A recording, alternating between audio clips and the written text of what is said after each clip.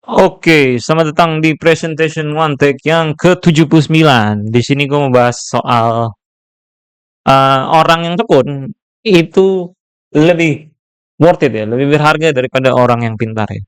Nah, kenapa? Karena ya memang kita sudah lihat banyak bukti lah di teman-teman kita yang rajin gambar tuh kebanyakan pasti jago-jago kok gitu ya.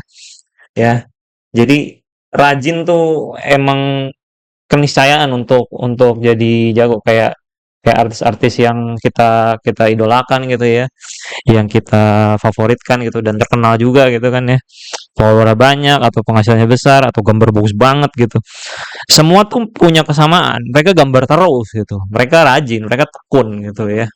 Nah, jadi itu udah membuktikan banyak sekali ya bahwa orang yang rajin, yang tekun ya, yang terus-menerus gambar itu besar kemungkinan lebih bagus daripada siapapun ya, termasuk yang pintar ya gitu. Nah, dan untungnya menjadi rajin itu hak semua orang ya gitu. Menjadi menjadi apa? Menjadi jenius kan enggak juga ya. Itu kan faktor genetik, faktor apa gizi lu, faktor kecepatan belajar lu. Itu kan susah ngontrolnya ya. Nah, tapi kalau rajin itu bisa dikontrol. Ya emang awalnya kita paksain dulu ya. Tapi lama-lama, tapi rajin tuh lebih manageable daripada menjadi pintar gitu ya. Langsung menjadi rajin tuh lebih lebih mungkin daripada langsung menjadi pintar gitu ya. Nah, terus pintar itu apa sih? Menurut gue pintar itu bedanya tuh di learning speed aja gitu ya. Di learning speed. Jadi orang yang kita anggap berbakat itu belajarnya mungkin sebentar, tapi ngertinya tuh banyak gitu ya. Nah, tapi sebenarnya variabelnya tuh udah banyak banget ya. Yang nanti akan gue jelasin gitu. Terus tekun itu apa sih? Tekun itu gue sederhanin kalau misalnya main game MMO gitu ya.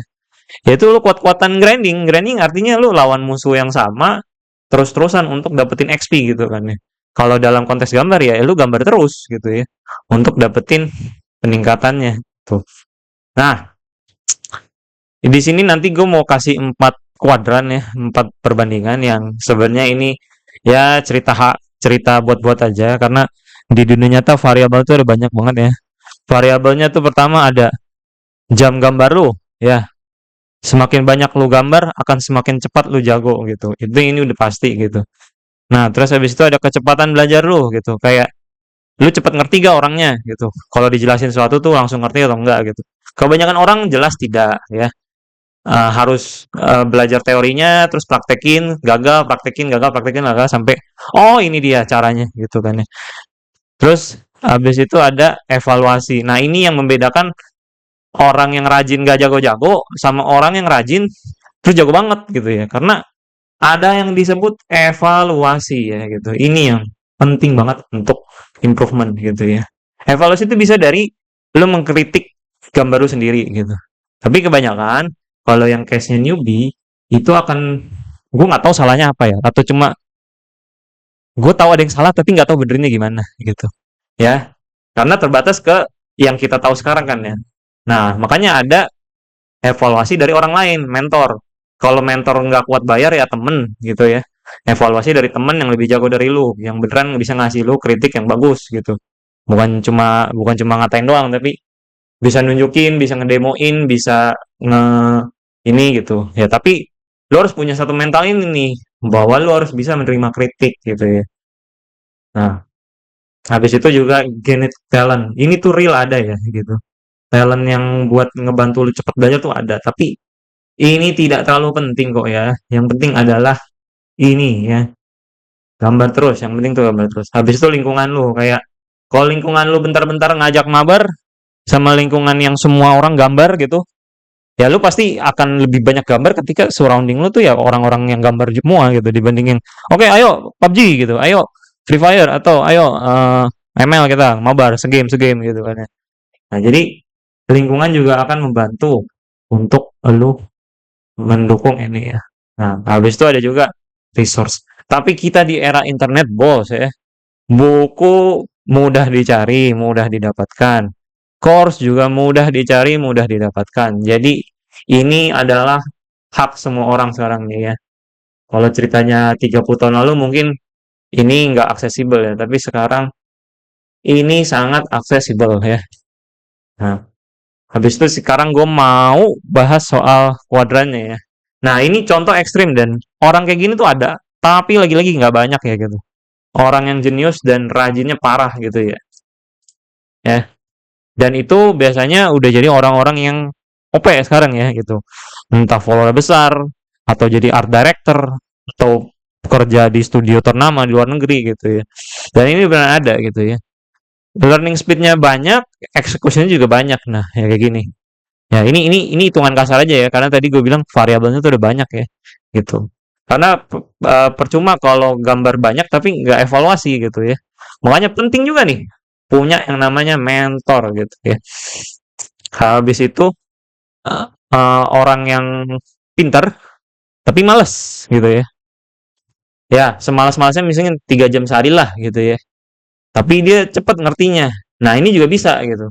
Tapi males tuh bukan gara-gara ini ya, bukan gara-gara faktornya bukan malas doang ya, kayak mungkin udah sibuk kerja, udah berkeluarga, atau sekolahnya sibuk banget gitu kan ya. Jadi ada banyak faktor yang menentukan hourly practice itu tuh nggak cuma malas doang ya, tapi malas salah satunya gitu ya. Nah, XP-nya segini lah gitu. Ini hitungan hitungan kasar aja ya, karena sekali lagi variabelnya ini banyak banget gitu. Habis itu ini kita semua tuh kebanyakan adanya di sini ya. Orang yang biasa-biasa aja speednya, tapi gambar terus gitu. Tapi juga kebanyakan ada sih yang kayak gini ya gitu. Nah, tetap kalah kan sama orang yang belajarnya cepet kan. Tapi setidaknya kita bisa catch up dan ini kita bisa under control ya. Eksekusinya itu kita bisa kontrol. Learning speed mungkin bisa sih, tapi itu datang dari kita belajar terus nanti learning speednya meningkat gradually gitu ya. Nah, kita ada di sini. Tetap kalah sih sama orang yang cepet nangkep, tapi setidaknya kita bisa catch up gitu. Nah, habis itu ada orang yang nggak suka gambar. Gue bukan bilang nggak berbakat ya, gitu. Belajarnya lambat, eksekusinya sedikit. Kenapa belajarnya lambat? Soalnya ini dikasih tahu apa nggak ngerti-ngerti, kesalahan yang sama diulang lagi. Terus udah dikasih tahu ini ngerti, besok lupa lagi gitu kan ya. Jadi learning speednya tuh kalau ngomong ekstrimnya mungkin 0,2 lah ya gitu. Sangat sangat lambat gitu ya. Nah, habis itu disuruh gambar lebih banyak juga ogah. Gara-gara kenapa?